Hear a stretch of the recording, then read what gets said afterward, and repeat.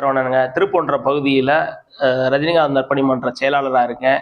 திரைப்படங்கள் வரும்போது மண் சோறு சாப்பிட்றது, வேல் குத்துறது, பறவைக்காவடி எடுக்கிறது, இந்த மாதிரி பண்ணி அந்த திரைப்படங்களை வந்து வெற்றிக்காக நாங்கள் கடவுளை வேண்டிக்கிருவோம்.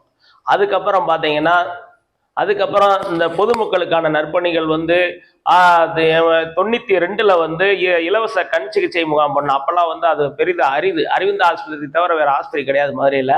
நாங்கள் அவங்களோட டையப்பில் வந்து ஒரு 107 பேருக்கு அறுவை சிகிச்சை பண்ணி இது பண்ணோம் 92ல்.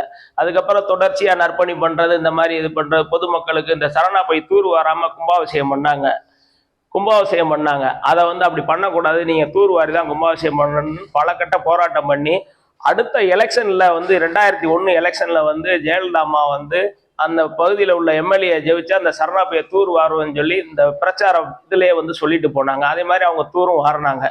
இது இப்படி பொதுமக்களுக்கான சேவைகள் செய்கிறது. இந்த 35 ஆண்டு கனவு எனக்கு வந்து ரஜினி பவனம் கட்டுறதுன்றது வந்து, நான் வாடகை வீட்டில் குடியிருக்கும் போது போஸ்டரை வந்து கிழிச்சிட்டாரு ஹவுஸ் ஓனர் வந்து.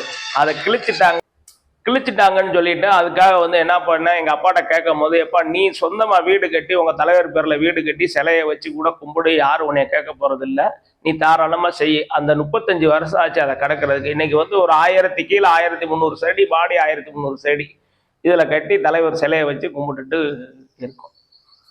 இந்த சாவியை வந்து தலைவர் கையினால் வாங்கன்னு இருக்கான்.